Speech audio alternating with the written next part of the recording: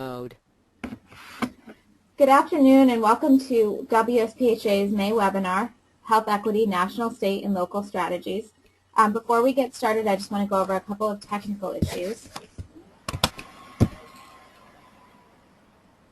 First, all attendees are joined in mute-only mode. Secondly, for the audio for the webinar, you can use either your telephone or the microphone and speakers on your computer. If you have any feedback issues using the microphone and speakers, I suggest you switch to the telephone, which you can do in the course of the webinar just by clicking on the audio box and following the directions. We will be taking questions through the course of the webinar through the questions box, which is also in the control panel. We'll be monitoring the questions and posing them to the presenters at the end of the webinar. And then finally, the slides and the recording will be made available later this week. And please feel free to email us if you have any questions about that. Adrian? Yeah, I want to thank everybody for attending today's webinar, Health Equity, National, State, and Local Strategies. My name is Adrian Dominguez, and I'm an epidemiologist from Spokane Regional Health District, a director on WSPHA's board, and I will be your moderator today. I'm excited about today's topic and presentation. We have 4 distinguished panelists who are very knowledgeable about health disparities. Today's webinar will provide us a unique opportunity to learn about different strategies regarding health equity and social justice that are occurring on a national, state, and local level. I'd like to introduce our first presenter who will talk to us about what is happening on a national level to reduce health disparities. Lieutenant Reyna is a nurse and a commissioned officer with the Public Health Service and is the Regional Minority Health Consultant for Region 10, which includes Alaska, Idaho, Oregon, and Washington. His work focuses on the United States Department of Health and Human Services Secretarial and the Office of the Assistant Secretary for Health, Prevention Initiatives and Priorities, including Healthy People 2020, the Health and Human Services Action Plan to Reduce Racial and Ethnic Health Disparities, and the National Stakeholder Strategy for Achieving Health Equity. I'd like to now welcome Lieutenant Jesus Reyna. Hi, thank you very much. First of all, I just want to quickly apologize. I've been going through a cold, so my voice may sound a little funny and then might also kind of wane off a little bit towards the end. But can you go to the next slide? This is my presentation overview. So I'll be reviewing some of the vocabulary words common to health disparities. I will also cover the mission and functions of the Office of Minority Health, the strategic priorities of the Office of Minority Health, and then cover some of the HHS action plans to reduce racial and ethnic health disparities. Next slide. So looking at these vocabulary words, you'll probably hear me cover a lot of these through my presentation. And if I don't, you'll probably hear them from my colleagues who will also be presenting later. But we'll start off with health disparities. So the difference in incidence, prevalence, mortality, and the burden of disease and other adverse health conditions that exist among specific population groups. When we look at this, racial and ethnic minorities still lag way behind in many health outcomes measures. They're less likely to get preventative care and stay healthy, and more likely to suffer from serious health issues, such as diabetes and heart disease. And when they do get sick, they're less likely to access quality health care. Looking at health inequities is a concern.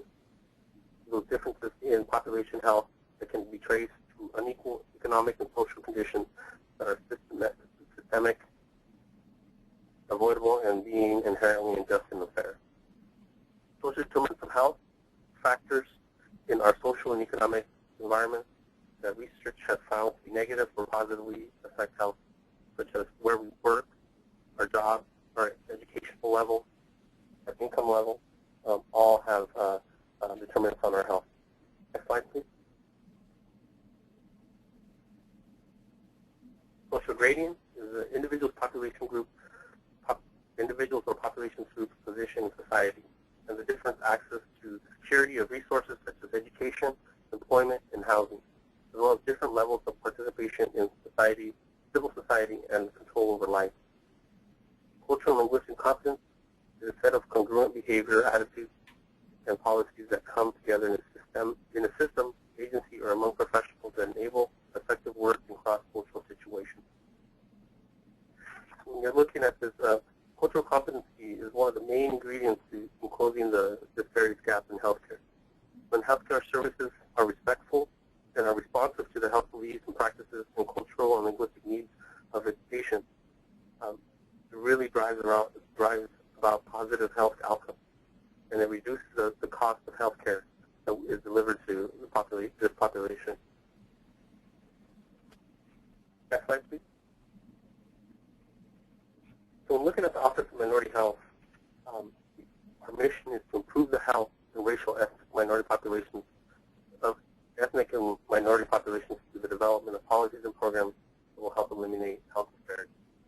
We do this by raising awareness of health disparities, making sure that people are aware that there's still a lot of issues out there with specifically to racial and ethnic minority populations.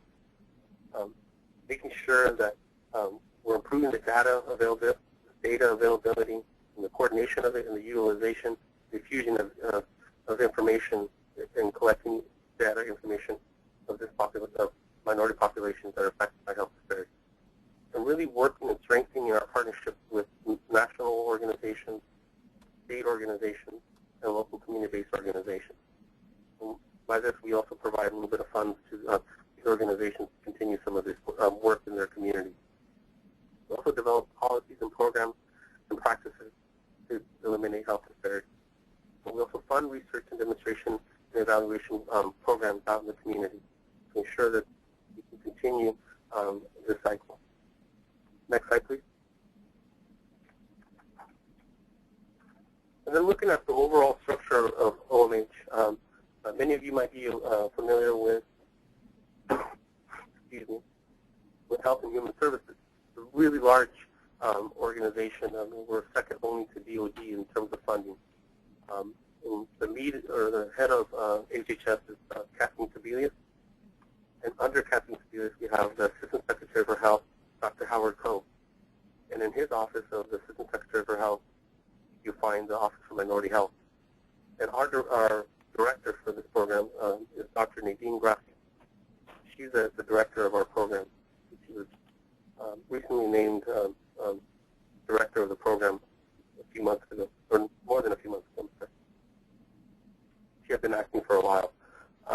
We have divisions under her, divisions of information and education, and under that you'll see that we have a resource center that you can access through our website and find a lot of information around racial and ethnic health disparities and different statistics around health issues, different populations.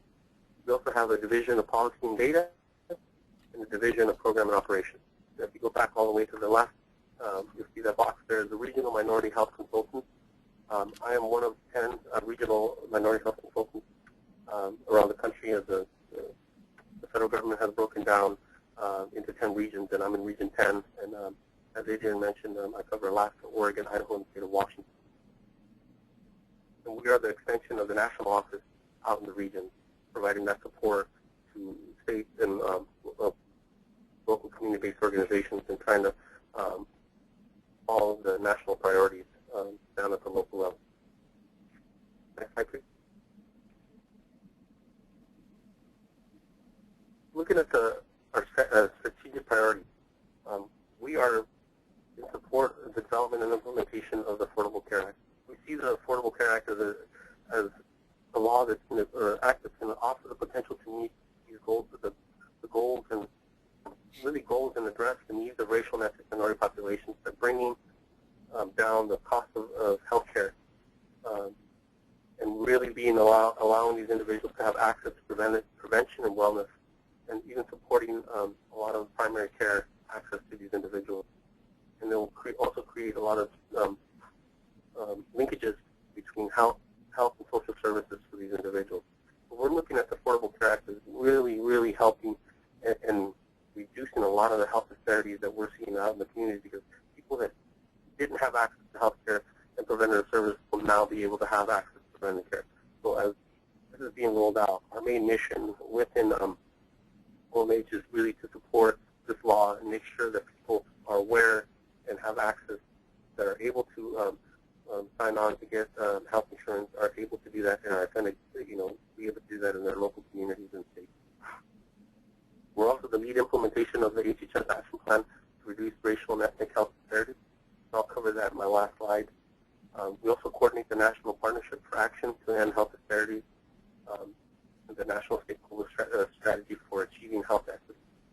So when we look at this, this is really a partnership between private and public partnerships. And one of the things that have come out of this, I'm very fortunate to work with, is regional health equity councils.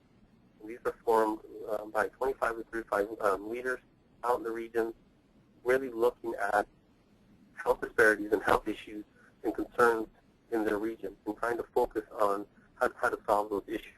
And these are individuals that are leaders in the community, and I'm happy to see that Ben, who will be presenting later, is on our council. And very, we have individuals high level working on these issues, not only in their daily life, but also, volunteering to be part of this and participate and help us with this. And when we look at the Health Equity Council, this is really outside of federal government or any government. These individuals are operating on their own. My main duty is to provide any support for these individuals, but not really to push any agendas or anything. But that's one of the unique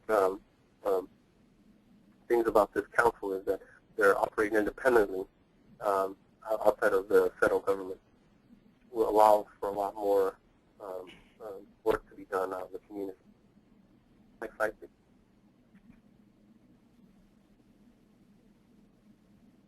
And also we have a Health Disparities Council. This is chaired by our Assistant Secretary for Health, Dr. Howard Coe, where we have all the operating divisions within HHS and staff divisions as well. They're part of it. And really looking at incorporating all these health disparities issues within their own divisions, making sure that they're also working on eliminating health disparities within their own divisions as well, like I stated. And I might have made a mistake on one of the names there, the alphabet soup there, where it says his. I think autocorrect changed that. It's supposed to be Indian Health Services, so IHS. So I do apologize for that. I'll talk that after I submitted the slide. But you can see that Department of Health and Human Services is really making a push to eliminate health disparities. Next slide, please. This is where, looking at this plan, and you can access this plan by, you can just basically Google HHS Action Plan, and you'll be able to get the document. I don't think it's probably about 30 pages at the most, I recall, front and back. But it's a great plan. I'll cover some of the goals and strategies to each one of the goals. The vision is a nation free of health disparities in health and in healthcare. So goal one, transforming healthcare, and we're doing that by reducing health disparities in insurance coverage and access to healthcare. Reducing health disparities in access to primary care services, care coordination, and also in quality of healthcare. Goal two, strengthen the nation's health and human service infrastructure and workforce. Increase the ability, so the strategies we're looking at is increasing the ability for all health professionals and healthcare systems to be able to identify and address racial and ethnic health disparities. Also to promote the use of community health workers and work with promotores de salud. Also increase the diversity of healthcare and diversity in healthcare by increasing the number of public health and healthcare professionals out in the workforce. Goal three, advancing the health and safety and wellness and well-being of American people. Reducing health disparities in population, and the strategies that we're using is reducing the health disparities in population health by increasing the availability and effectiveness of community-based programs and policies. Also by conducting and evaluating pilot tests of health disparity impact assessments of selected proposed national policies and programs. Goal number four, advance scientific knowledge and innovation. Doing this by increasing the availability of quality of data collected and reported on racial and ethnic minority populations.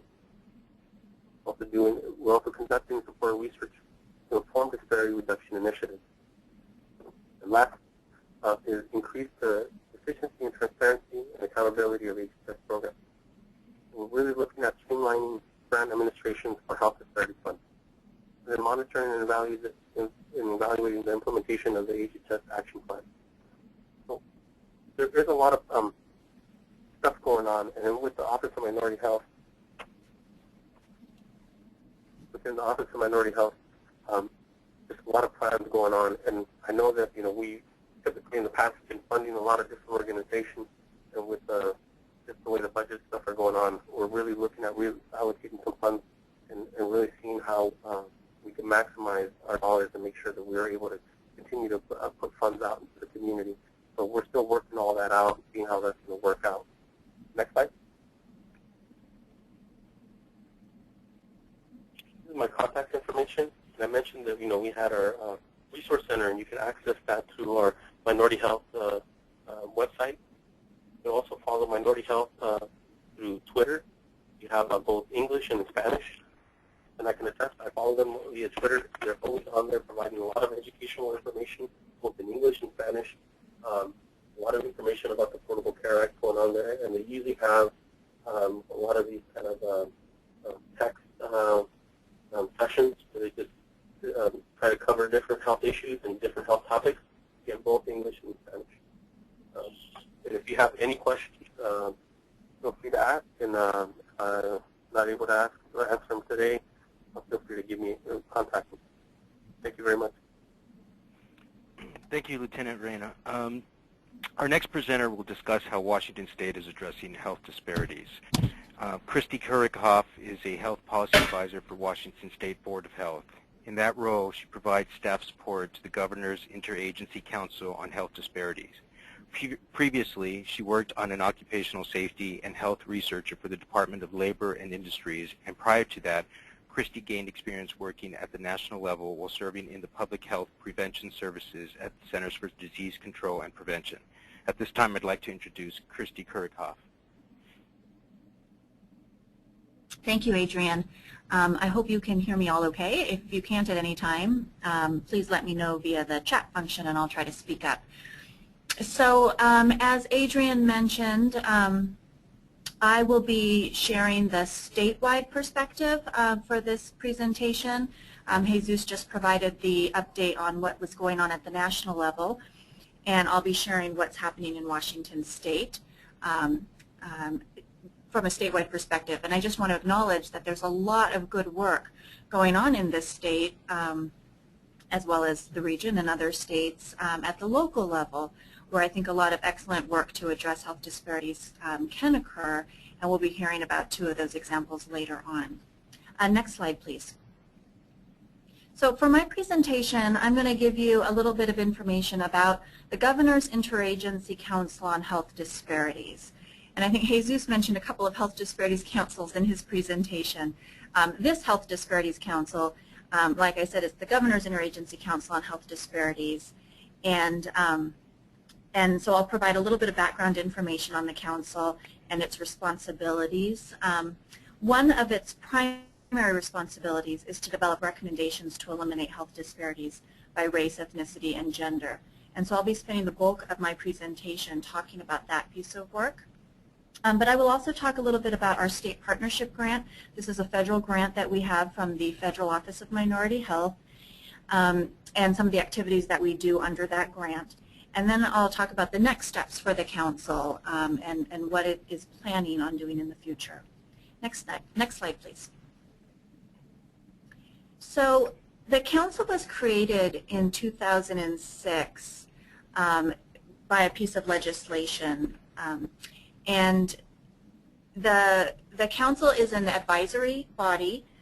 We don't have a lot of authority, and our statute spells out specifically what the council's authority is and what its roles and responsibilities are. In our statute, it says that the council is charged with creating a state policy action plan to eliminate health disparities by race, ethnicity, and gender, and to update that plan regularly. As I mentioned, I'll be focusing this presentation on that piece of work. Another responsibility of the council is to facilitate communication and coordination among health disparities activities. So as I mentioned, there are all sorts of activities going on at the local level and at the national level. And so the council has this sort of very broad responsibility to try to monitor those efforts and facilitate coordination and collaboration where it can and where it's appropriate to do so. That's obviously a very big job, and we try to do some of that work through our grant activities.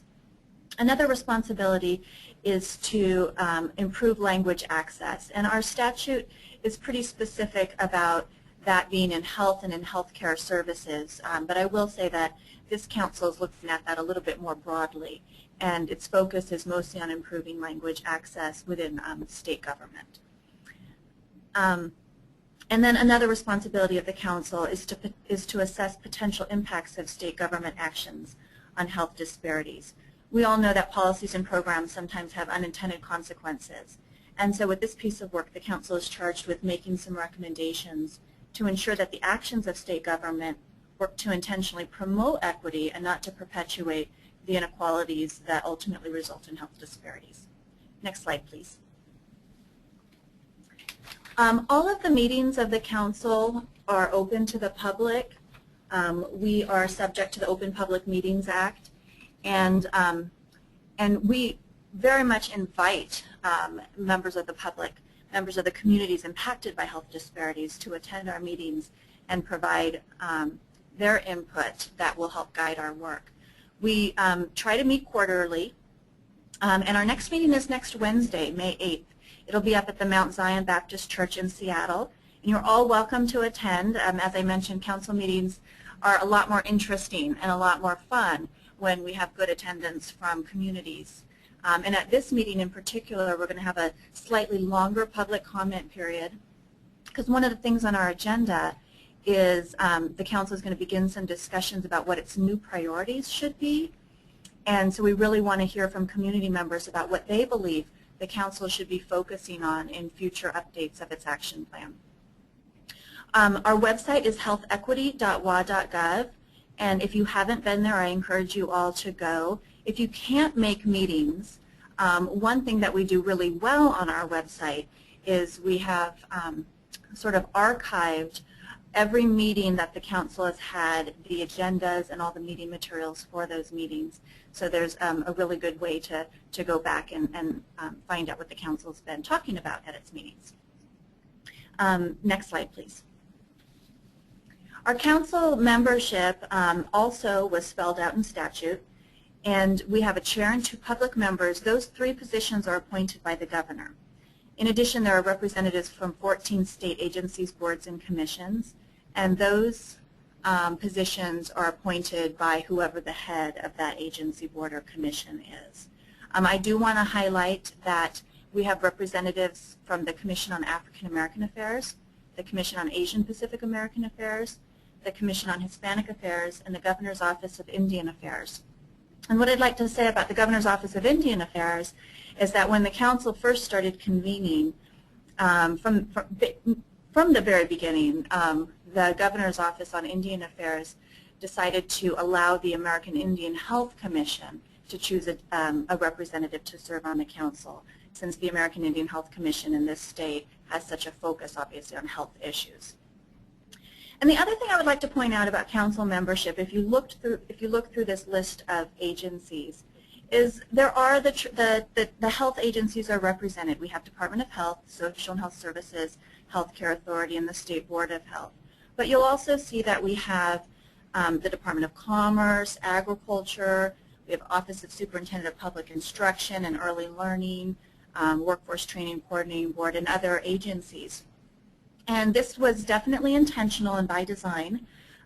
When Senator Franklin, who was sort of behind the legislation that who sponsored the legislation that created the council, when she was thinking about this council, she really wanted that interagency structure with non-traditional health agencies participating, because she really recognized that health is not just about diabetes and obesity and sort of traditional health topics, but that health is so influenced by the social determinants of health, which Jesus talked about. So education and income and where we work, these are things that have such an impact on our health, and she recognized that, and so that's why we have these other agencies on the council. And I think that's really what makes this council quite special. If you look at some of the offices of minority health around the country, that this Health Disparities Council is really quite unique in having those different agencies participating.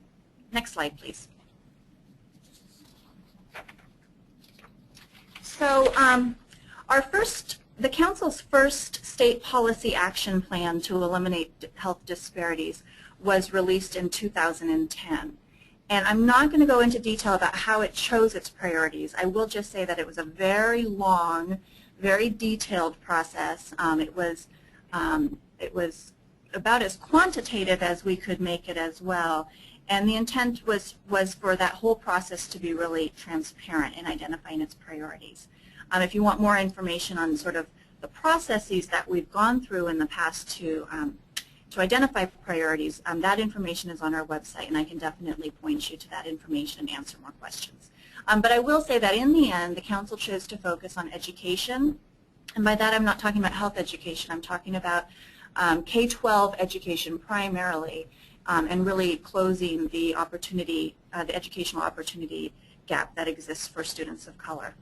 Other priorities were health insurance coverage, healthcare workforce diversity, obesity, and diabetes. And what I want to highlight about our 2010 action plan is that, because the Council's audience for its recommendations are the governor and the legislators in this state, the guidance that we provided to our advisory committees when they were helping to develop the recommendations in that plan was to think really broad and to think about that audience. And so most of the recommendations in that action plan are quite broad, and many of them would have required some type of legislative or executive action to implement effectively. Since 2010, and even before then, Washington State has had some budget shortfalls, as you're all aware of, and so really a lot of attention hasn't been focused on developing new policies and new programs to address health disparities in this state. Much of the focus has been on just sort of saving some of our safety net programs, as many of you are aware. So I have to say that that unfortunately a lot of the recommendations in that plan haven't really been implemented, although some of them have been. There's definitely pieces of the work that agencies have been implementing on their own. Next slide, please. So the Council just recently released its 2012 action plan at the end of December of last year. And this plan focused on behavioral health, environmental exposures and hazards, and poverty. And after the Council released that 2010 plan, we had a lot of discussions within our meetings and among Council members about what we could do to really ensure that the recommendations in this plan were implemented. And we realized that we have, the best resource that we have is the agencies that participate on the Council. And so the guidance that was provided to our advisory committees this time around was to think about what kinds of recommendations could be implemented within existing resources by state agencies, particularly those that have a seat at the Council, but not necessarily limited to those. I will take a pause just a second to say a word about our advisory committees. When the Council comes up with priorities, it convenes an advisory committee for each of those priorities. And we have about 15 members who participate on each committee. We really want to ensure that we have broad diversity, both in terms of racial ethnic diversity, but also geographic diversity, and we want to make sure that we have the right kinds of expertise to sit on those committees. It's also really important that we have the agency folks that might be, the different agencies that might be implementing those recommendations participate. So we do our best to ensure that we have those different folks participate on those committees. And then as the advisory committees really start getting into their work and identifying areas that they might be focusing on, oftentimes that means we need to bring in additional people to serve as experts or technical advisors for us. Next slide, please. So this presentation, I'm not going to go into a lot of detail about what the specific recommendations in the 2012 action plan are. What I'm going to do instead is give you a general sense of the areas that are that are in the action plan, and then you can go to our website. That's where our action plan is housed, and you can take a closer look at what the actual recommendations are. What I also want to do is give you just a few examples of how the agencies that participate on the council are working to already implement these recommendations. And at each meeting of the council, what we're doing is we're having time where those agencies can report back to the council about the implementation of our recommendations. So as I mentioned, one of the priorities in this plan was behavioral health. And the advisory committee that worked to create the recommendations focused on two areas. One was workforce development of the behavioral health care workforce, and the other one was it recognized that as health reform is being implemented in the state, there are a lot of opportunities to ensure that some of the behavioral health provisions or provisions that impact behavioral health services, that there's opportunities to ensure that as they're being implemented in an equitable way. So the recommendations are focused on those two areas. What I'd like to highlight in terms of implementation, for the behavioral health workforce, behavioral health professionals in the state have continuing education requirements. And one of the recommendations was focused on ensuring that cultural competency training is available to those behavioral health professionals. So the Department of Health, which houses the Health Services Quality Assurance Division and manages, might not be the right word, but there are multiple disciplinary authorities that have oversight over the different health professions. And so the Department of Health works with those disciplinary authorities. And what the Department of Health has committed to doing is to assess all the different behavioral health professions, their continuing education requirements, to see if there are any barriers for those professionals to take cultural competency training as a part of their continuing education requirements. Sometimes there might be barriers. For instance, if there isn't a cultural competency training that has been approved for those providers, or if the training providers who provide cultural competency training aren't approved trainers for those cultural competency credits. So the department is working on that assessment and is dedicated to making some changes in rule if necessary in order to ensure that cultural competency training is available for those providers. Under health reform implementation, the piece that I wanted to highlight for you was that there's a big move in this state to ensure that the state is using and paying for evidence-based practices when providing behavioral health services, for example, or other services through Department of Social and Health Services and Healthcare Authority, et cetera. And while that's good that we're using evidence-based practices, what many members of the community have been bringing up to the council is that oftentimes those practices are normed on sort of the general population and might not be appropriate for specific racial and ethnic subgroups. And so the recommendation from this committee was to ensure that as this move to evidence-based practices is sort of continuing, because it recognizes that it is continuing in the state, that there's flexibility allowed for cultural adaptation, for cultural and linguistic adaptation, so that the diverse communities who rely on those services are receiving services that are meaningful for them.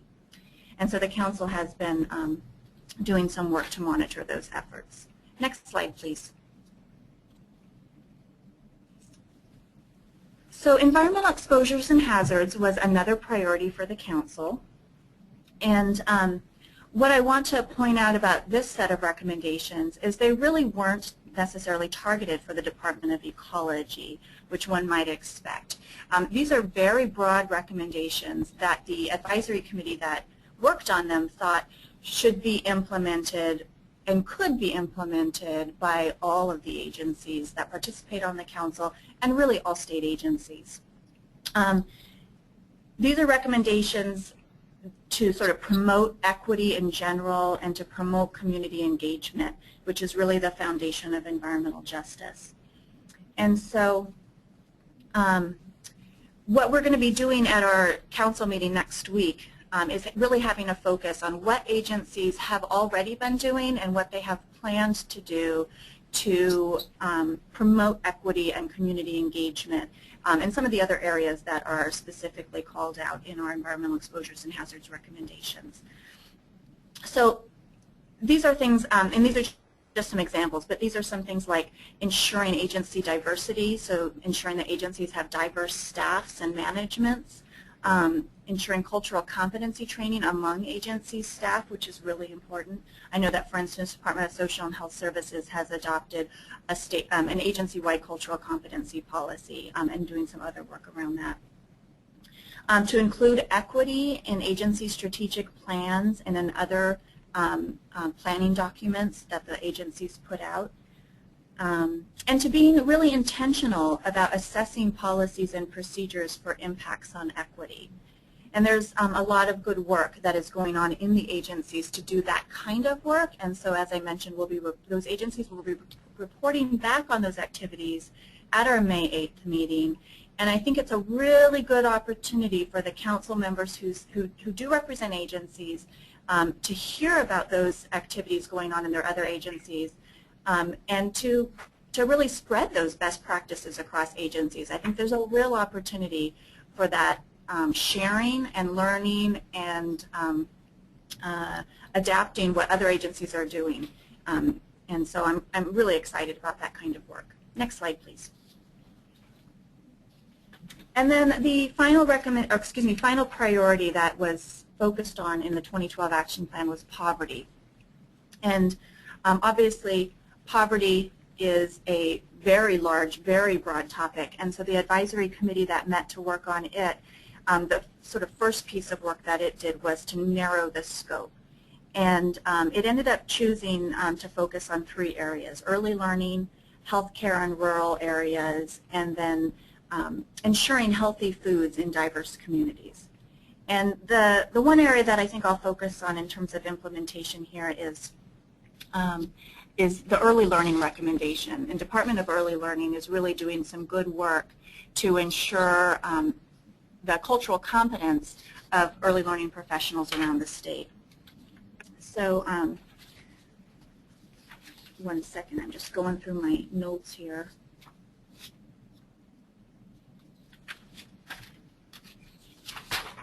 Okay, I found them. So I'm just going to go ahead and sort of read the update from the Department of Early Learning on its recommendations. So far, it has provided 34 cultural competency training statewide, reaching an estimated 500 early learning professionals. To date, 304 state-approved trainers have access to cultural competency training focused on creating training that is culturally responsive and facilitating training to meet the needs of all participants. So, so that's really good news that I mean, I think oftentimes when you think of cultural competency, you think of healthcare because there's been such a focus on class standards, cultural and linguistic appropriate services standards in the healthcare arena. But obviously it's really important in educational settings as well that the staff and educators receive the cultural competency they need so that they can work effectively with all the diverse students that they see. Next slide, please. I also wanted to share a little bit of information about our grant. As I mentioned, we have a grant from the Federal Office of Minority Health. It's through their state partnership program to eliminate health disparities. We have been receiving funding through this grant since 2007. We received the first round of funding was a 3-year grant that ended in 2010, and then we were successful in receiving another grant from 2010, which will end for us at the end of August. We have just learned that the program announcement for the state partnership grant has been re-released, and so we will be applying for that again, and hopefully we'll receive a 3rd round of funding, although this time the funding is only going to be for 2 years. So we're working on that grant application as we speak. But our grant is really important, and one of the very first things I did when I came on board in 2006 when this council was created was to recognize that if the council, which is this government entity, wanted to be at all effective in addressing health disparities in this state, it needed to have relationships with the communities impacted by health disparities. It needed to be sort of a trusted source of information, and people needed to feel safe in coming to the council meetings and speaking with council members about health concerns and needs and assets and such. So I knew that alone I wouldn't be able to effectively do that piece of work. So we applied for this grant so that we could hire a community outreach coordinator. And that grant has supported that community relations liaison position. And that's so important because currently Iris Lance is our community relations liaison, and the funding allows Iris to go around the state and talk to different communities, go to their health fairs, go to their events. We also have a little bit of funding that we use to sponsor various events around the state. And it's really an opportunity for Iris to share information about the council and to seek community input into the council's work. As I mentioned, we have a little bit of money that we can use to sponsor different events, and what we do is we work very closely with the racial ethnic commissions in the state to identify what they believe are the needs and initiatives that should happen in their communities, and then we work with them to provide funding if necessary or staff resources to assist with that. And then there's 4 minutes. Oh, thank you, Adrian.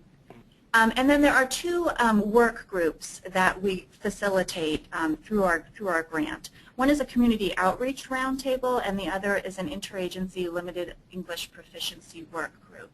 And both of these are very informal groups. They're usually made up of different state agency staff who either are working on community outreach to diverse communities, or they're working in some capacity to provide either translations of documents or to procure interpreters to participate, either to provide direct state services to clients, or to, maybe if the organization is hosting a community forum and we need to have interpreters at that forum. What we've learned with the interagency LEP work group is that often agency staff in different agencies are sort of reinventing the wheel a lot, and if they there's a lot of sharing that goes on in these forums where different agency best practices are being shared across agencies, and we can learn from each other. And so both of these work groups, that's really the purpose, is just information sharing, leveraging of resources so that we can provide better outreach to communities and ensure that the services that agencies provide are in the language that's appropriate to the people who need those services and information. Next slide, please. So as I mentioned, the Council's main responsibility is the development of those recommendations. Our action plan updates are now going to be released twice a year, and what we're going to be focusing on is really the implementation of the recommendations in the 2012 plan. So our next update is going to be submitted in June 2013. And again, that focus is going to be implementation of our recommendations. And then as the Council develops new priorities, it's going to start trying to have those discussions at our next meeting. And as we develop new advisory committees to work on those recommendations, we'll start incorporating those new recommendations into our action plan updates every 6 months. So I'm just going to close by saying that there's definitely opportunities for you all and the folks that you reach to, number one, help the Council identify what its new priorities should be. If you're able to come to our meeting next Wednesday and share that information, that would be wonderful. If you can't make the meeting, you can always send me an email or any of our Council members. And then once we identify what new priorities will be, we'll be creating new advisory committees around those priorities. And that's, again, another opportunity for communities, members, and public health experts and practitioners and others to participate in helping us identify what the recommendations should be. I think that's my next slide. Can you go to the next one and see? Yep. So there's my contact information. And thank you for allowing me to share this information. And I guess we'll turn it over to the next speakers. Thank you, Christy. Our next panelist comes from King County, and he will discuss how local health jurisdictions are addressing health equity and social justice. Dr. Matias Valenzuela is the manager for King County Equity and Social Justice, a countywide effort to address the root causes of inequities. He also manages community engagement and partnership in the Director's Office for Public Health, Seattle-King County. His areas of expertise include community engagement and development, health communication and media advocacy, and equity issues. Early in his career, he worked as a print and broadcast journalist in the United States and abroad. He has taught as a Fulbright professor in Nicaragua, and he is an affiliate assistant professor at the University of Washington School of Public Health and Community Medicine. At this time, I'd like to introduce Dr. Matias Valenzuela. Thank you, Adrian, and thank you for all your work pulling this panel together. And thanks to my fellow panelists.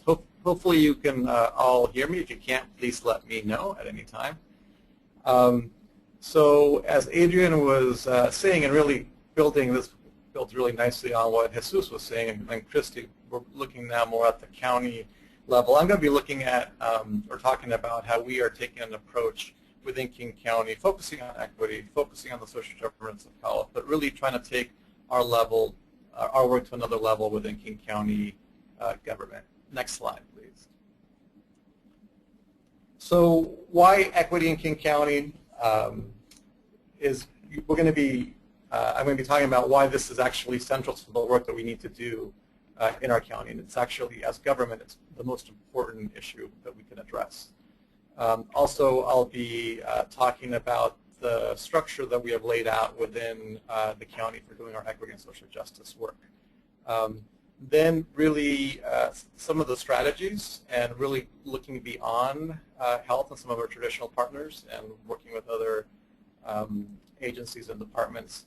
And then I'll finish by giving some examples, things that are happening countywide and also within our health department. Next slide, please.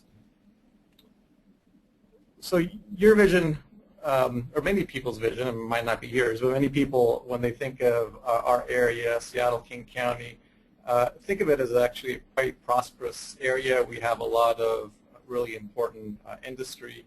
Boeing has a lot of industry here. We have Starbucks, Costco, the list goes on and on, Microsoft, ever-growing Amazon. But that's not the whole story, and that's really what I'm going to be talking about. Next slide, please. Even this take, which this is produced by our colleagues originally at the University of Washington, their Health Metrics and Evaluation Institute over there. If we look at this, actually life expectancy by county, and we all within public health often talk about life expectancy. This one shows it by county, and you can see that generally in Washington State, we're doing relatively well. We don't have any red zones, which are the areas that we mostly see in the south and southeast.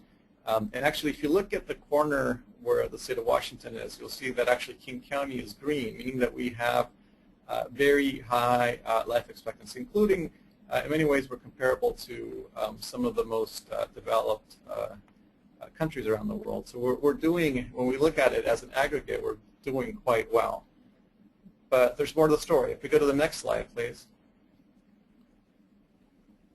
As you can see here now, and this is why we are doing the equity and social justice work. If you look at this slide, it begins to show more at a census tract level that actually our differences are quite significant.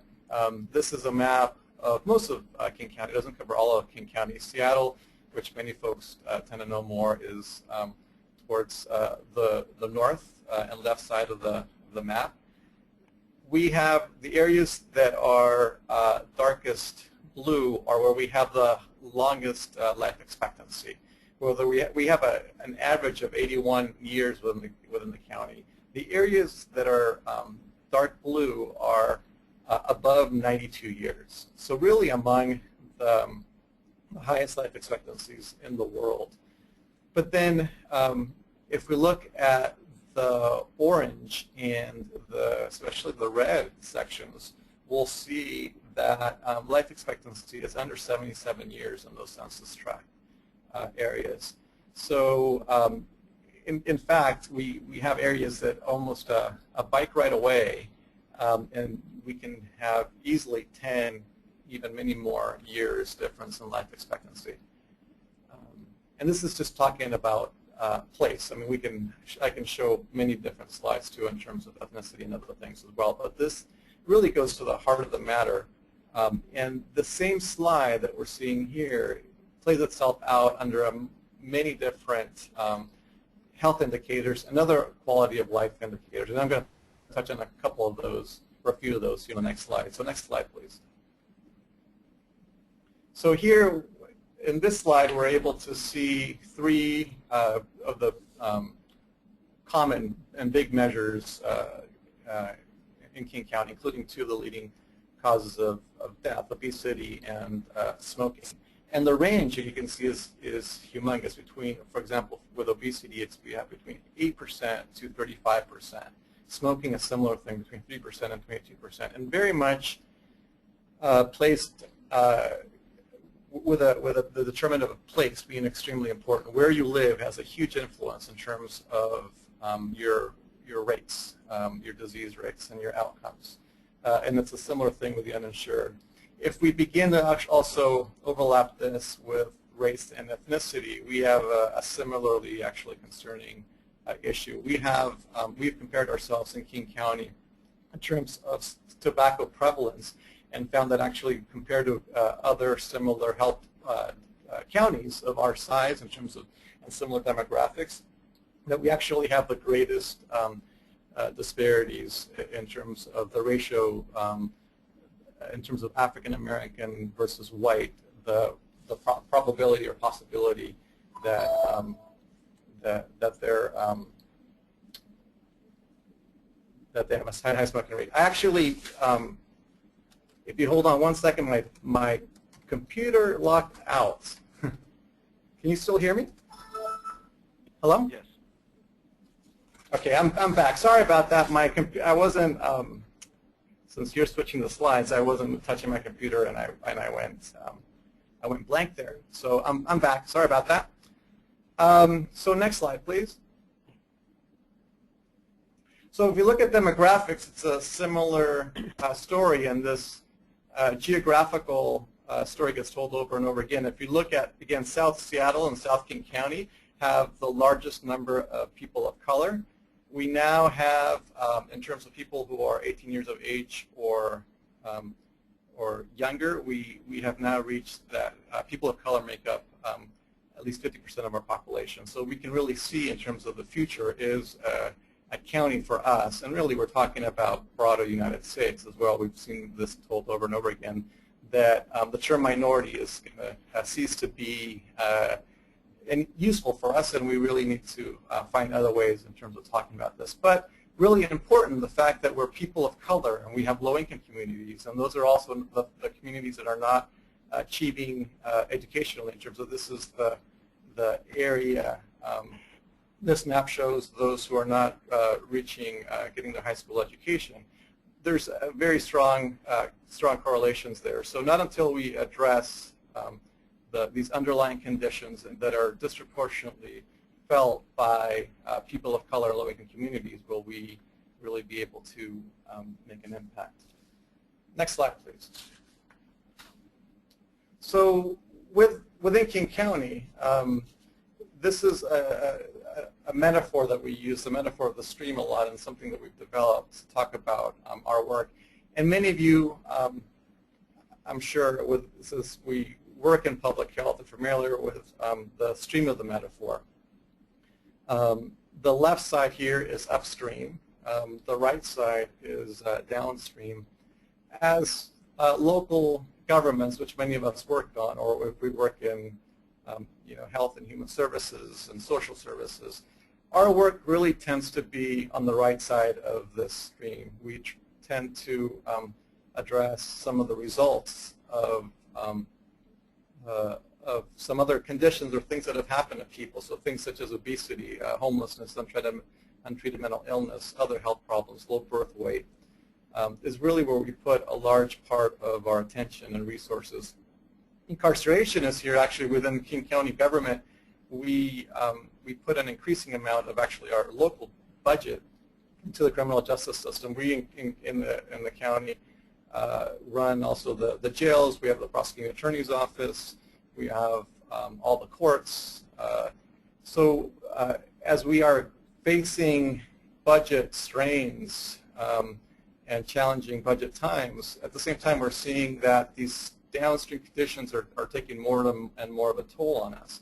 And they really need to change the way we're addressing the issue and looking at this work and saying, okay, it's essential that we begin to look upstream and see here at the community and policy level, what are the conditions, the social, economic, and physical conditions that we want everybody to have so everybody is able to reach their full potential. And that's really what we're trying to do with this work and trying to focus on those factors that you see in the middle and those conditions. And we're doing these through pro-equity policies and really trying to address the structural issues, including racism and privilege. I'll get into more of those examples and what that looks like a little bit later too on some of the next slides. So next slide, please. Some of the history, just so you know how we got here. We are within King County. We were asked in 2006 by Place Matters, which is sponsored by the Joint Center for Political and Economic Studies, the Health Policy Institute out of DC, to become one of 16 communities looking at really this upstream conditions, the social determinants of health, and the root causes of inequities. And through this, we made a commitment to look more broadly at take a social determinants of health approach. And we combined that also with saying we wanted to actually focus also on racism, became the issue that we were most concerned with.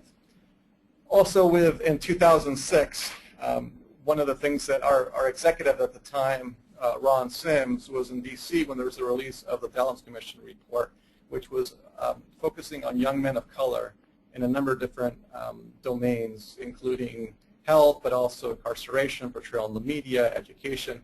And to no one's surprise, the outcomes were actually quite dismal. So our executive at the time, Ron Sims, was very touched by this and said, well, came back and asked us in the county to produce a similar report and created an interdepartmental team to produce a local Dellums Commission type report.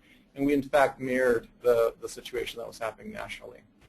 In addition, we created actually in King County, it was our operational plan, a plan for public health that included, as one of the guiding principles, social justice, which was important in 2007 once we had our new director, David Fleming, come in. So with some of those laying the groundwork, we launched in 2008 our King County Equity and Social Justice Initiative. Next slide, please. So really moving forward, and this is really important, I'm trying to lay some of the groundwork that we have created and created the structure that then has really allowed us to do this work. So in 2010, King County adopted a King County strategic plan. So this is a plan that covers all departments and all agencies, including the separately elected agencies. And we were very intentional and to make sure that we integrated equity principles into the strategic plan. So and also health, that was part of this county-wide strategic plan. So if you look at the vision, a diverse and dynamic community with a healthy economy and environment where all people and businesses have the opportunity to thrive, you can see how already in the vision we are referencing equity and social justice as well as health, a very broad definition of health. Next slide, please. Then in that same year, 2010, actually it was in October, we had a principle within the county-wide strategic plan that was a fair and just principle. And we took that principle and then through work with our executive's office and the council, we passed an ordinance that was actually passed unanimously by our King County Council that further defined how we would do this work, the fair and just work that was talked about in the county strategic plan. And this has become what we call our Equity and Social Justice Ordinance. And this ordinance establishes definitions such as the ones that we saw earlier around equity, similar to those. And also actually we define the determinants of equity, which are really social determinants of health. I'll show you a poster here in a minute that references those. We also created an interagency team with all agencies and branches of county government that were represented. So these are all the executive branches plus all the separately electeds, including the Superior Court, the District Court, the Prosecuting Attorney's Office, the Sheriff, all elections, the Assessor's Office, so this goes on and on. So actually everybody, it's quite a large group, and this is the group that I staff within the county. It's about 30 people that regularly attend and has high level leadership, usually around the deputy director level in terms of the representation on this team. And this is the team that's really responsible for making sure that the work is getting carried forward within all the branches of government. And then the other thing that the ordinance said is that we had a report annually on equity and social justice to our elected leadership, to the council, also to the employees and to the public. Within that ordinance too, and this is important, we were asked, public health, the role, I sit within public health, but really we, and the ordinance says this, that the executive's office will choose a department to work with. So public health has really been a co-leader with our executive's office in doing this work. But key to us is making sure that it's not just about health, or people don't see it about health, that it's really something that is connected to what everybody does. I'm going to be talking a little bit more about this next. So next slide, please. Dr. Valenzuela, you have about 4 minutes. Okay.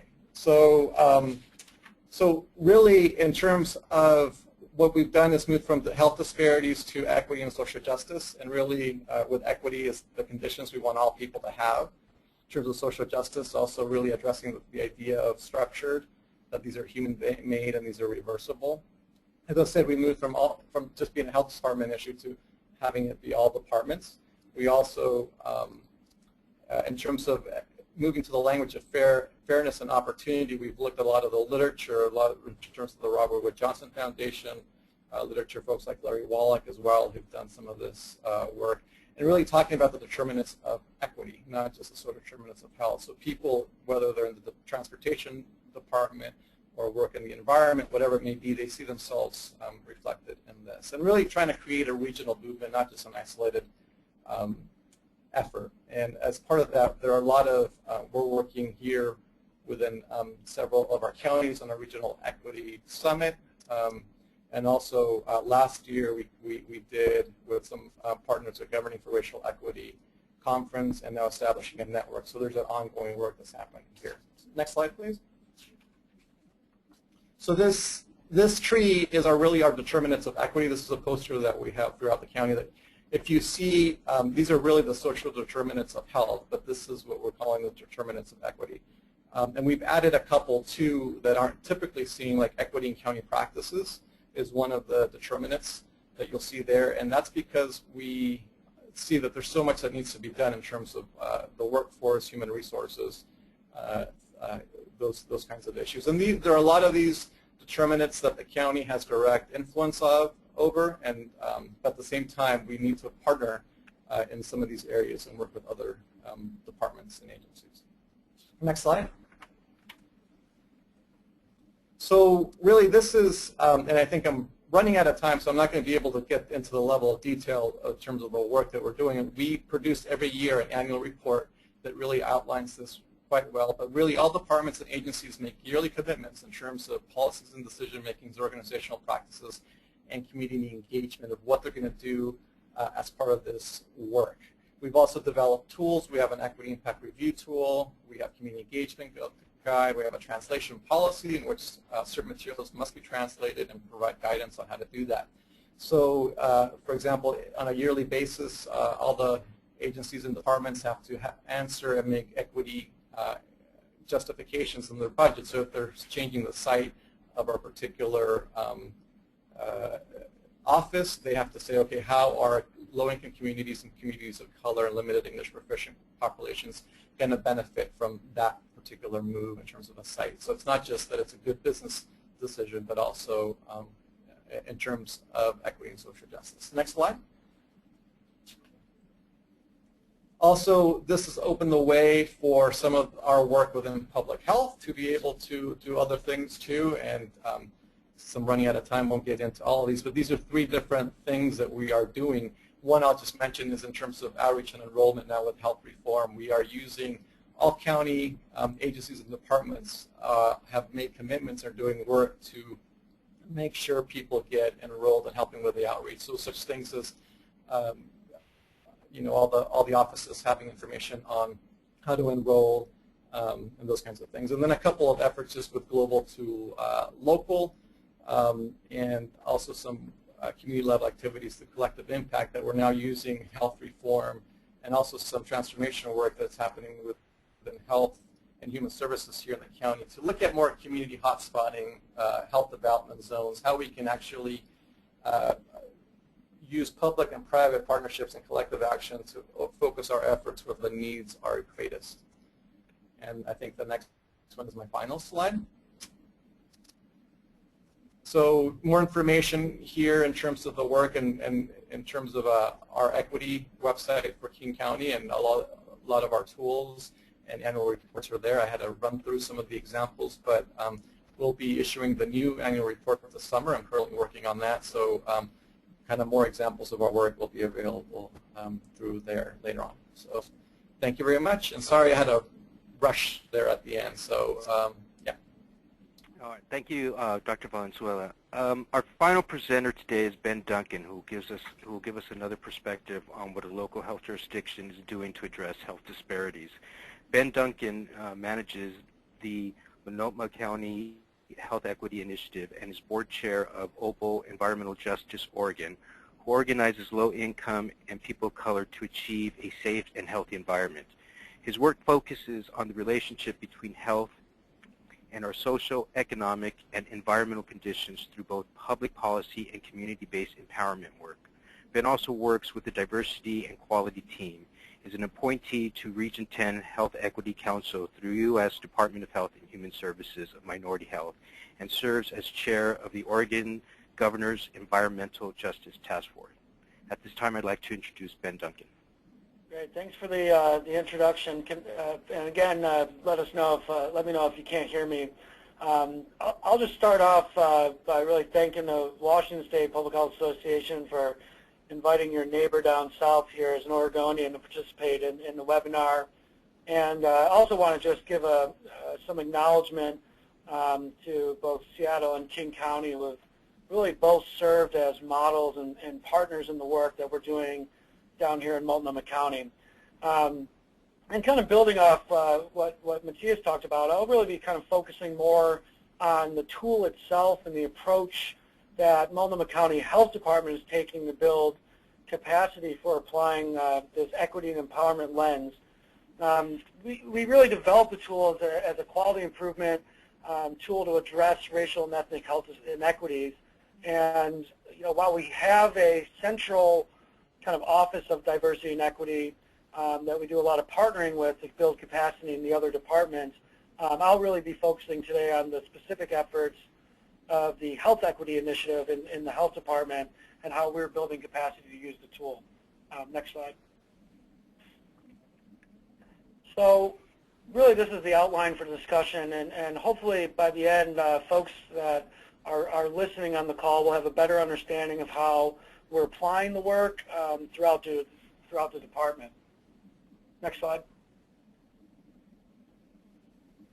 I love starting with this quote because I think when we set out to do this work, we understand that it's transformative change. And I think it's important to remind ourselves to look at the long-term work as incremental and acknowledge that even the small changes, even those kind of everyday practice improvements, ultimately leads towards this idea of changing the world. So I think for those of us that are kind of embedded in this work, it's good to remind ourselves that if we can move folks slowly but surely, we will have the impacts that we want to see.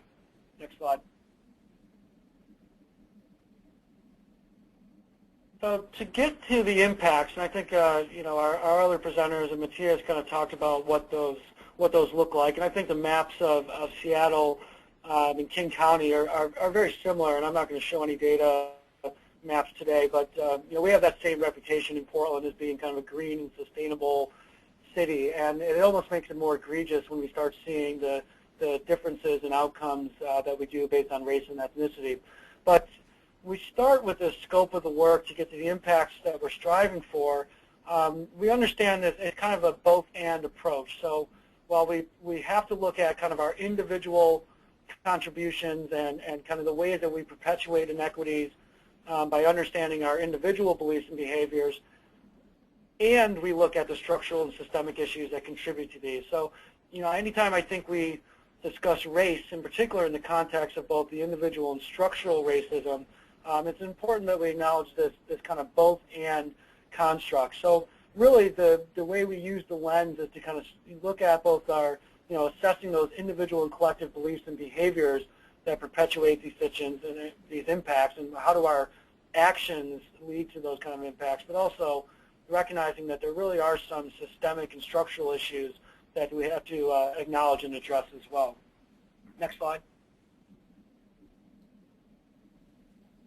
Sorry, it's a little blurry, but and Matthias had a wonderful kind of literal stream rolling down. So this is somewhat similar, and I think as he said, most of us in public health are familiar with kind of that upstream parable, and this is kind of a visual representation of what we're trying to move the work towards. So, while in public health we often focus a lot of our work and our messaging around the downstream, those individual behaviors.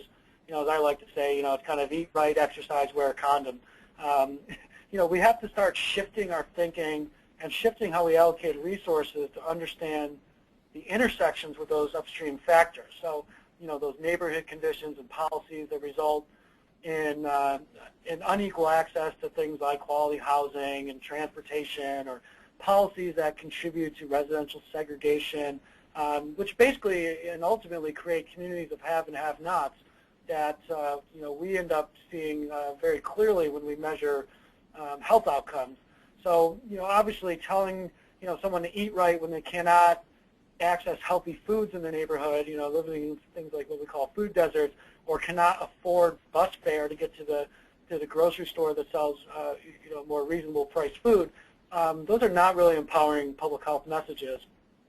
So as we move upstream and begin to examine kind of that overlay of institutional power and really understanding who's making decisions and how and in what context, and further upstream to the social inequalities, race, class, gender, immigration status, et cetera, then we really begin to see where, in order to truly address the drivers of the population-wide health outcomes that we in public health are charged with addressing, is where we really need to go. And it's there's multiple challenges embedded in that, but I think it's about telling the story and understanding where those linkages are.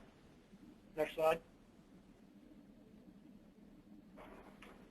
So I just want to talk about kind of what is our equity and empowerment lens, and for those folks that want to look at it, you can kind of Google Multnomah County Equity and Empowerment Lens, but really transition to speak about what it is. And ultimately, it's a set of reflective questions that focus on what we call those 4 Ps, the people, place, process, and power. And it directs us to look at 6 outcome areas, and I'll show what those are, that lead us towards creating the conditions for inequities to be addressed. And in large part, a lot of this work for us right now, we're a couple years behind the folks up at King County, but we're really starting internally to say, how do we kind of look at these outcome areas? How do we start thinking about our own decisions and our own practices and our own policies to start moving the dial? The tool itself is about 130 pages. So that's it can be a little daunting at first glance. But how it's structured is really to have case studies and other kind of references that provide those educational materials that helps users get grounded in the principles and the academic theories and some of the examples of what equity in practice looks like, that really guide the quality improvement that we're looking for around equity. Next slide.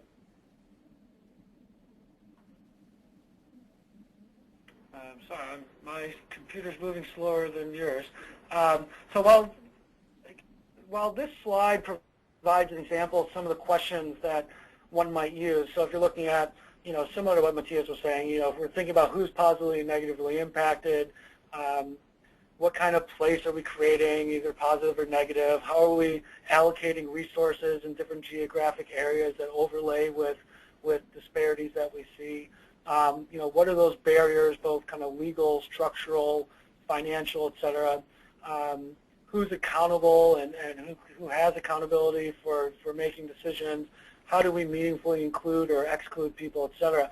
So while those questions provide some basis, we don't simply just ask these questions. We, as a health equity initiative, we provide technical assistance and consultation to really customize these questions for either the team or the individual that we're working with. And we're also doing training, so folks start developing the skills around what we call reflective questioning. So they can really understand how developing and asking these type of questions around those 4 primary areas, those 4 Ps, can provide a basis for improving our work. And we also, just as an aside, know that, for this work, it's often easier for folks to connect with when we take it outside of our work environment. And one of the things we've really learned is, when we have lots of diverse staff, and I mean diverse not necessarily in kind of racial and ethnic diversity, but in terms of education and job class, who may or may not have as much experience talking and thinking about inequities and health outcomes, that we've been really starting by, what is it in your personal life? So if you think about, wedding planning and asking about, or family reunions, and just starting at a point of inclusion and exclusion, really recognizing that people can make it personal, so we have flexible approaches. So starting, in a lot of jurisdictions, and certainly, I would count Multnomah County as, and perhaps King County as well, as more progressive in terms of jurisdictions. Not all jurisdictions can start with institutional racism. Now, we can start oftentimes with quality improvement and start asking questions about race and ethnicity and benefits and burdens. But I think it's really important, what we're learning is to have flexible approaches to really assure that both readiness and different learning styles can all develop the skill set, learn how to ask questions and develop these questions so we can see the improvement we're looking for. Next slide.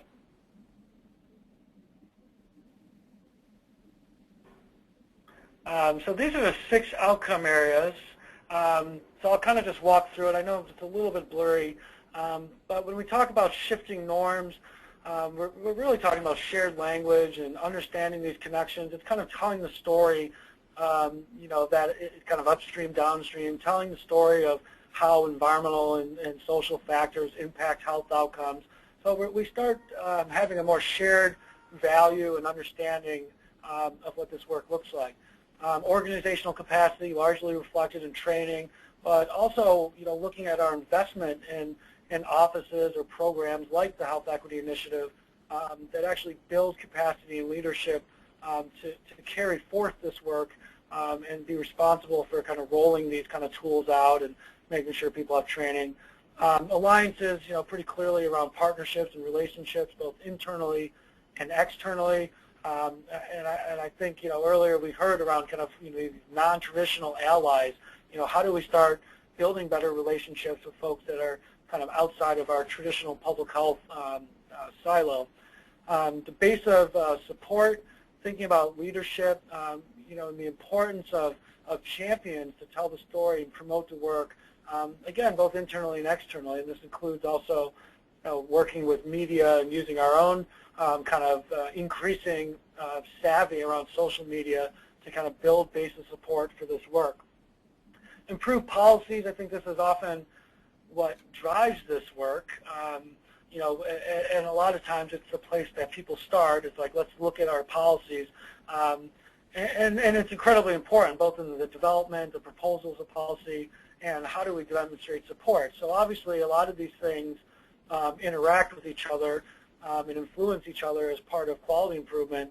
ultimately looking at, what we measure in health outcomes as public health, we should see the change over time, both in individual and population health outcomes, and see improved health for the community.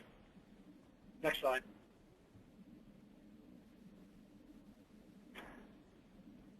I think Matthias covered some of this, but what's driving our work and why we're using this kind of lens and why we're making the type of investment we are, and one that I think is pretty self-explanatory for the audience that would be on this webinar, but we know the cost, and as public health we pay the cost when we see these kind of disparities, whether it's emergency room visits or just the increasing cost of providing safety net services. And we know that when we kind of raise the level and experience of making health the easy choice for communities, that we all benefit in a lot of ways, economically, educationally, socially. We know that, and we've been looking at this data for decades. I think Multnomah County, we've been producing our racial and ethnic health disparities report for at least 20 years, and we've seen, while we've seen improvement, we still see these same disparities exist by race and ethnicity. So we know that our approach needs to shift, and I think about that old Einstein quote around insanity, right? Doing the same thing over and over again and expecting different results. So it's a time, to move forward. We know what the data is; it's pretty clear. We've also heard from communities. Here in Multnomah County, we had I guess what I would call a scathing report done by the Coalition for Communities of Color that basically said that if you're a person of color in Multnomah County, it's a toxic environment for them. And not toxic by air quality, although we certainly have our fair share of that, but toxic environment in terms of what those outcomes are, not just in public health, but in all those interrelated social conditions like education, employment status, and other things like that. And finally, I think as public servants, and certainly when we think about public health, our vision for Multnomah County is healthy people and healthy communities. And in order to reach that vision, we kind of have an obligation to act on the disparities that we see. Next slide, please. Ben, you have about 4 minutes. Great, thank you. So when we think about how we do it, this is kind of just a kind of the flow of what application looks like, starting with really assessing your capacity and readiness. This is often reflected in kind of leadership buy-in and what type of investment of resources. I think it's also understanding the kind of organizational culture or jurisdictional culture you have. So, I can imagine places in Eastern Oregon that probably will have, again, less focus on the racial and ethnic piece, but certainly can focus on quality improvement. And really you kind of go through this process that leads towards action planning and quality improvement efforts to address and eliminate disparities. But the other thing I'll just really point out, we have to not forget to acknowledge and celebrate success and talk about it and high-five each other and whatever that takes to really recognize where we're making improvements. Next slide. So really quickly, just, this is somewhat time-intensive. It can, we've kind of averaged it out about 10 hours to sit and go through this process.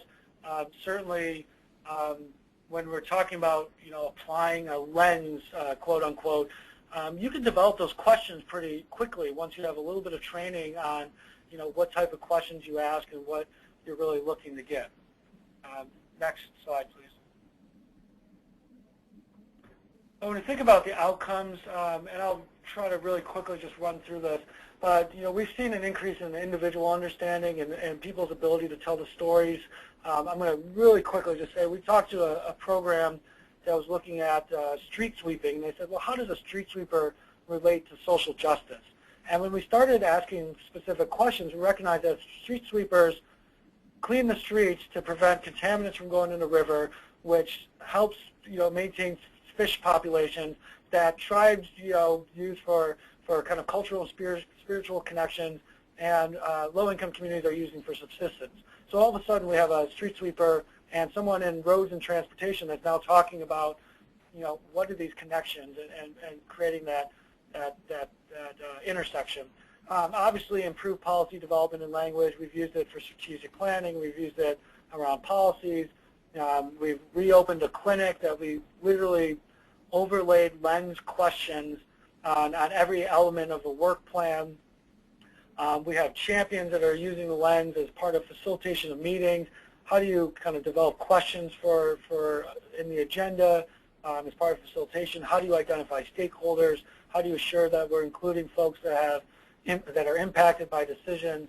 We're using it for decision making, and certainly where politics is a prime place for this work.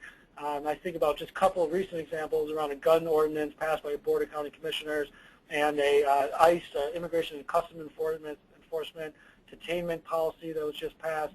So there's some great outcomes that are coming, and ultimately, of course, we see better outcomes for the communities we serve. And a lot of this progress is in large part because of the continued support and investment of our Board of County Commissioners and other department leaders. So I'll, next slide, please. Just kind of start wrapping up with some of the lessons and challenges. How do you create those conditions for transformative change? And, one, we have to understand that flexibility, to meet folks where they're at, and I've kind of talked about that, but really understanding there's different adult learning styles. Again, not everybody's ready to just jump in at how are you contributing to institutional racism, right? And really being willing to kind of land where you do. Being cross-disciplinary, there's a social side of public health that I think is often much more ready for this, but we have to recognize that it needs to be adapted and implemented in the clinical side of public health as well. We can't just identify barriers. We have to understand why those policies or structures exist so we can be innovative in finding ways to change them. While asking, questions is important. It's often hard to start there without wanting to jump into solutions. So really letting go of needing to know all the answers and just be comfortable with asking the questions. The answers will present themselves. Those actions will start to emerge when we start asking the questions. You have to have time to do it. Again, it's long-term work. It took a long time to get to where we are now, and it'll take a long time to change it. And being willing to inspire others, tell the story, really talk about where the value's added, and finally, be excited and make sure you have some self-care in this work so you can maintain the energy and enthusiasm. Not everybody's going to be a champion. Not everybody's going to support the work. So you have to, maintain your energy and enthusiasm and encourage others to do the same. So I'll go to the next slide and the last slide. I think this webinar in and of itself kind of makes that first green, "We are better together," stand out. We've been we're very happy and thankful for the work that Alameda County and King County have really paved some of the road in front of us. And when we do this together and we learn from each other and we make mistakes together and all that, we're better together. So feel free to contact me, my email or phone number, and I think looks like we have maybe a couple minutes for questions. So, thanks. Thank you, Ben. Betsy, are there any questions? We have not had any questions come in, and since we are kind of at the end, maybe what I could suggest is if people have questions and they would like to email them, they can do it to the presenters directly or to me, and I can forward them on to the presenters. That works for me. Same here. Well, thank you everyone for joining us for today's webinar. Our next webinar will be on June 5th, and it will be a kind of wrap up on the state legislative session for 2013. We expect to have several partners on with us that day to discuss both budget and funding priorities as well as specific policy priorities that WSPHA was involved in related to transportation, such as the Neighborhood Safe Streets Act, CPR in schools, and the Clean Indoor Air Act. So please look for more information about that on our website, and thank you again for joining us today.